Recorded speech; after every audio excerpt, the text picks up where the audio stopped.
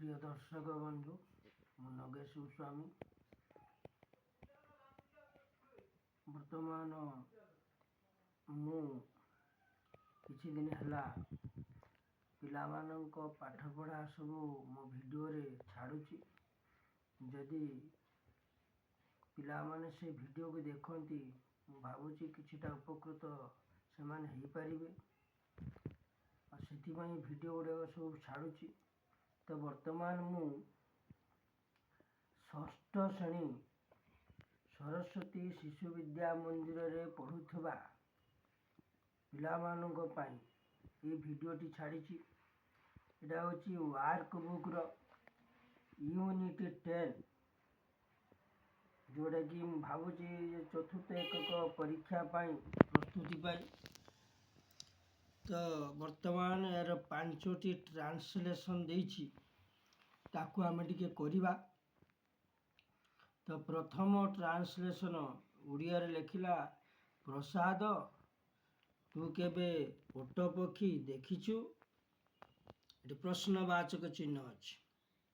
तो इंग्लिश रे कोन हबो प्रसाद have you ever seen an ostrich. Have you ever seen an ostrich. ये प्रश्नवाचक चिन्ह दबो। 2 नंबर टी अछि ता मुंडरू टोपी नियो नाही। ता मुंडरू टोपी नियो नाही। 2 नंबर प्रश्न don't take the cap. Don't take the cap off OFF off his head.